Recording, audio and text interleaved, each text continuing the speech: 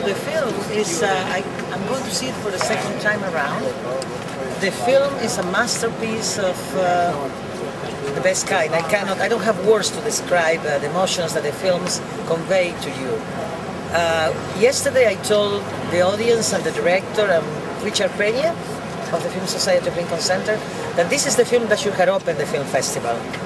I think they didn't want to take a chance because it's a very powerful film, and it's well, I have no words. I'm going to see it again for the second time after working for 8 hours today, and I live in New Jersey. Came all the way to see it again, and I'm going to see it again at the IFC, and I think everybody should see it. It's a legacy, and I think you should see it over and over again, never to forget what had happened in Ireland. You're from the Argentine? I am from the audience, yes. I am in line to see it again today at 6:15. And you're from Argentina? I am from Argentina, and I can tell you the story, the reason that brought me to see it in the first place. At the same time, in 1981, when we were at war with England, fighting for the Malvinas, I was coming every day to march in the front of at the front of the British consulate with other country people from my house, for my country. And we used to see, the Irish used to come and take the flag from our hands and share with us and support us during 3 months. And once in a while they will invite us to their homes to share dinner with them. And at one point they said to us, before the war ended, will you be willing to write a letter to the 12 guys that are on hunger strike? You can choose anybody that you want. And I chose Bobby Sands. So this film has a lot of meaning to me. And that's the reason, and it shook me since the very first moment. I cried. I was full of tenderness and full of emotions. I'm very pleased that somebody had the guts to do it. Great. Enjoy. Great to meet you. Thank you. Very good.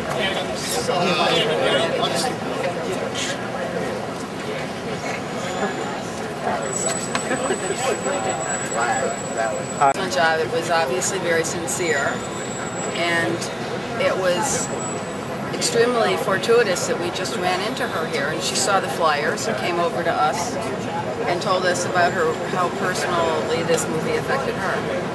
So I'm really looking forward to seeing it myself. So she's seen it, going to see it twice? Today will be her second time. It was shown here yesterday, and showing again this evening. It's a small world, isn't it? It's a small world. So we're handing out flyers here today.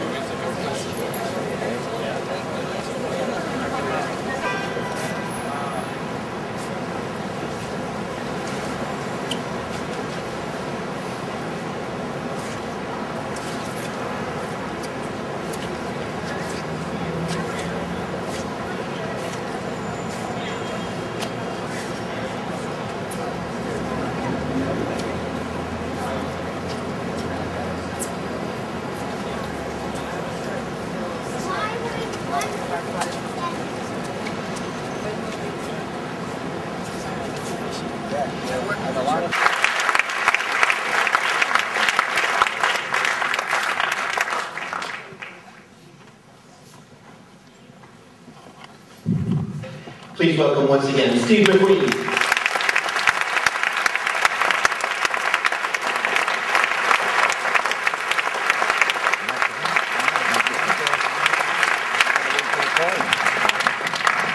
Please remember, if you have questions, come up to our microphones here on the side. Steve, can I start off? Could you tell us something about your principal collaborators? I myself don't know who Enda Walsh is. Is she a screenwriter? Tell me something about her, and also your principal actors. It's him, sorry. Okay.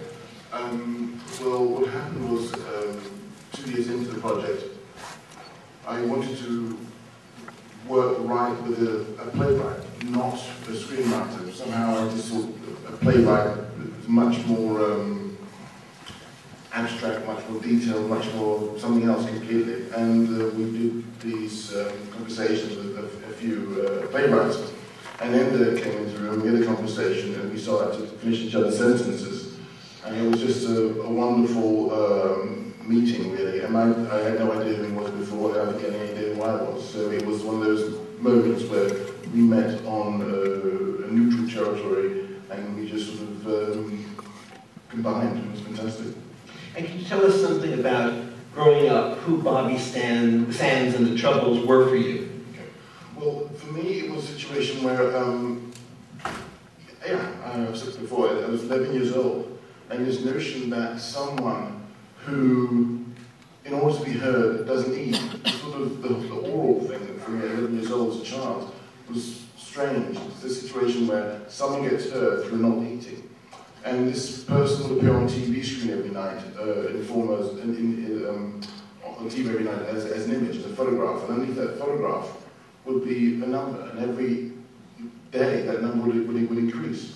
So it was this very odd sort of introduction to him, to the Troubles at that age. And of course, at the same time, there was the Brixton riots, and I said before, my team, Tottenham Hotspur, won the FA Cup. So it was really strange sort of coming of age year. Let's get in with some questions. Yes?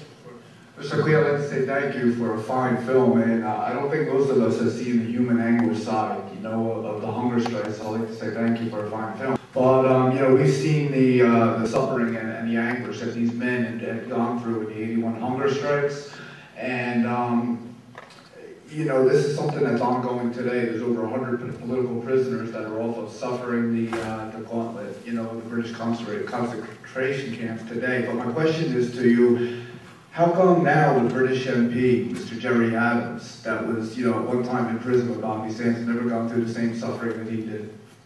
That's a question for him. I really can't answer that question, I'm afraid. I mean, that's a question for him.